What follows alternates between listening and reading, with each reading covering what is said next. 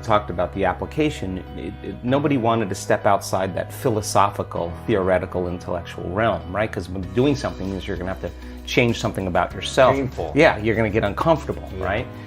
And I think we're in an age of information, and in an age of information, ignorance is a choice.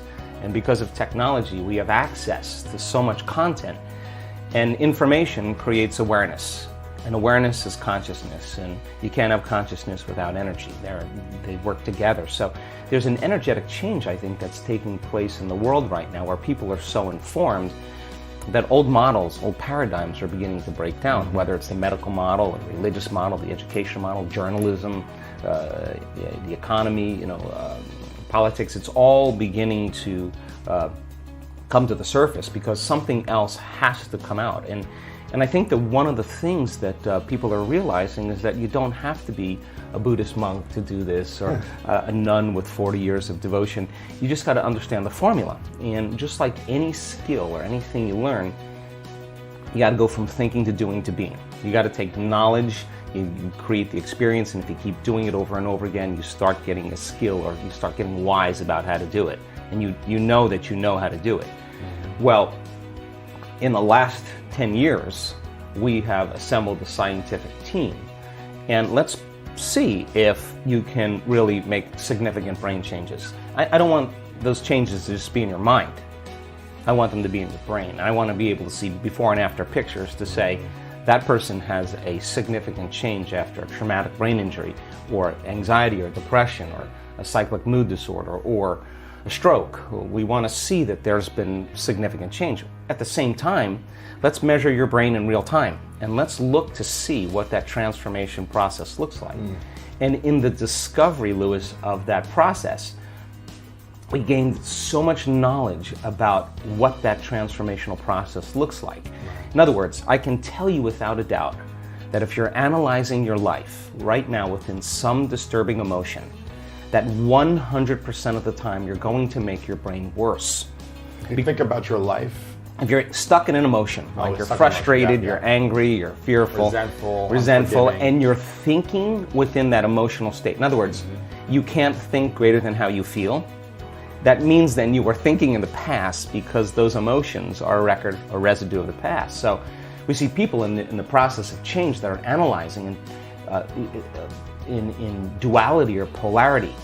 That kind of drives the brain into higher states of arousal and further away from true change. So we've done thousands and thousands and thousands of brain scans, and we now know that there's a formula to create greater brain coherence, greater brain efficiency, to make your brain work better. And when your brain works better, you work better. At the same time, it requires a clear intention and an elevated emotion to begin to change your energy and to change your life. And nobody changes until they change their energy, right? So then how do you get a person out of resentment, frustration, into joy and freedom? Why would they feel grateful or joyful or free if the experience hasn't happened? So most people are spending the majority of their life waiting for something out there to take away their emptiness or pain or the resentment in here.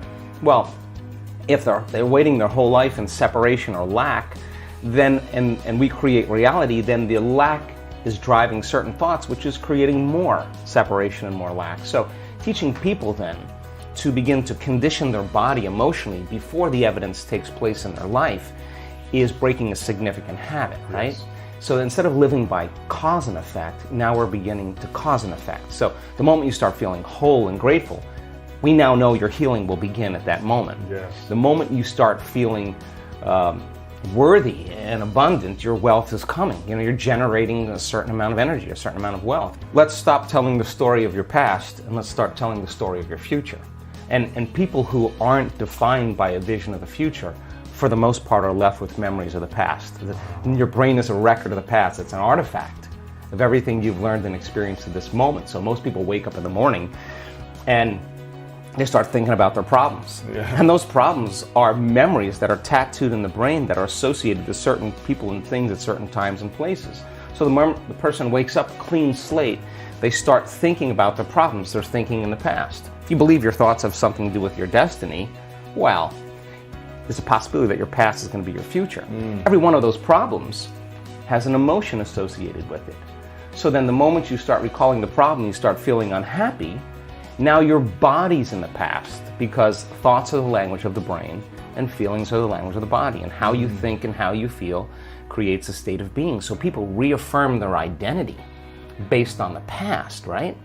And it turns out that the redundancy of doing that, conditioning only requires an image and an emotion. And most people are unconsciously conditioning their body into the familiar past, into the known.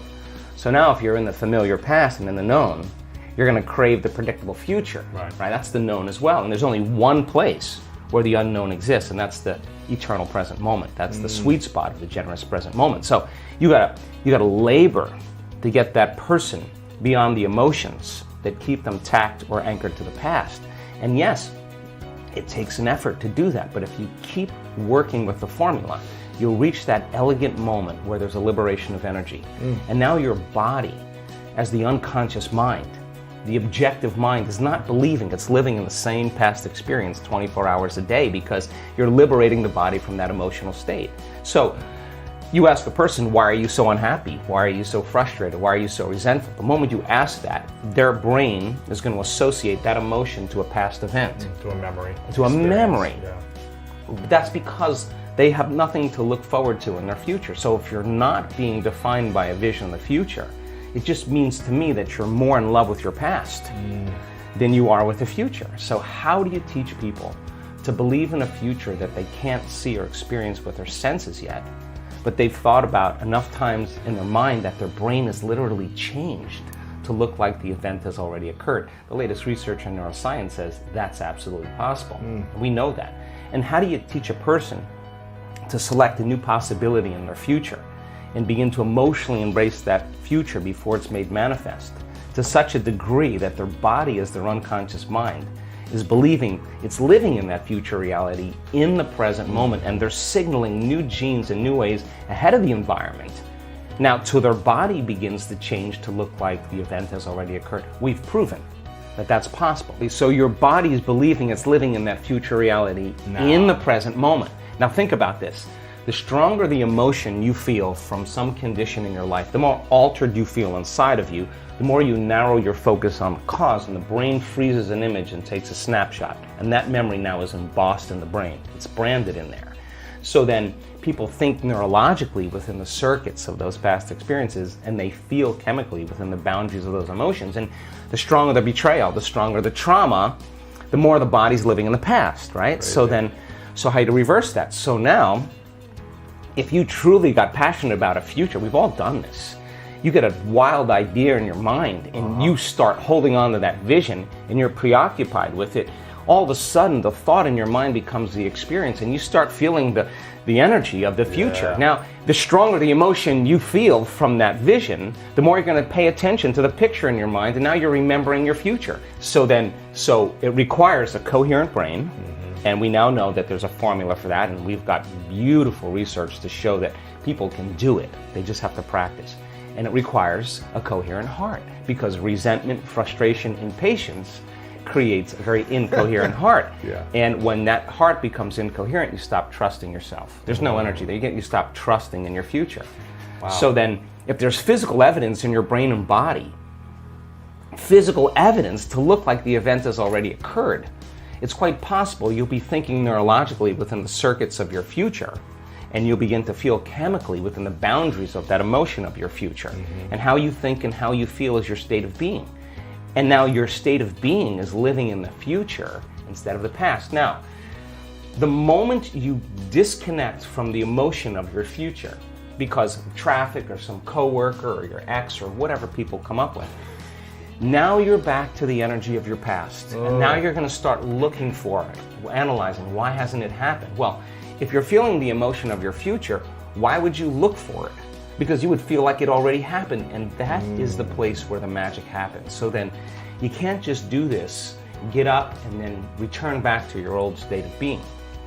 You got to maintain that modified state of mind and body. I mean, we all take blows in our lives, and we all react emotionally. But the question is, how long are you going to react? Right. So then, if you can't mediate and regulate your emotional reactions, and those emotions linger for days, that's a Years for some people. mood, and then months, temperament, years, personality trait. So then the person's personality is literally based on the past. But they don't Crazy. know that because they're doing it over and over again. It becomes a subconscious program. So now, if it requires a coherent brain and a coherent heart, then we have to train people how to self-regulate. So we've done thousands and thousands of measurements. We've partnered with the Heart Math Institute to teach people how to create and sustain heart coherence.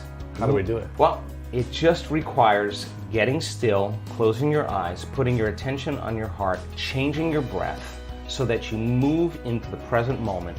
And when you slow your breathing down, you slow your brainwaves down. When you slow your brainwaves down, now you're accessing your autonomic nervous system.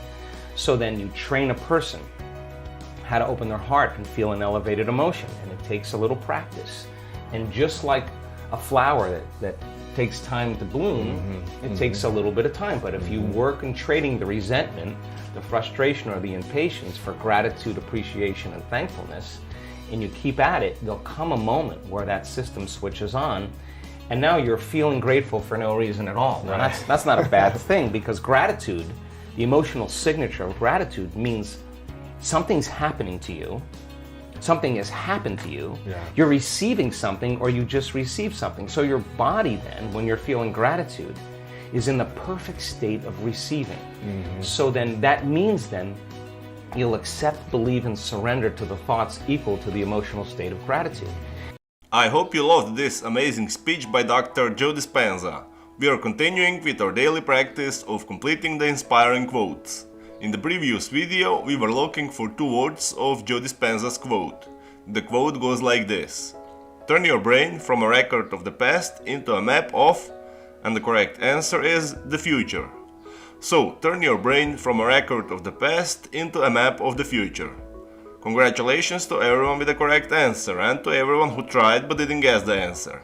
Since I know you love Joe Dispenza, today's quote is also from Joe Dispenza. We are looking for two words. So the quote goes like this: the moment you decide to no longer think the same way, act the same way, or live by the same emotions, it's going to... Write your answers in the comments below the video and tell me if you love this video and our new way of ending the videos. If you like this video, give your thumbs up and share it with your friends. Even if you're not sure what the correct answer is, try and guess. The first one with the correct answer is the winner.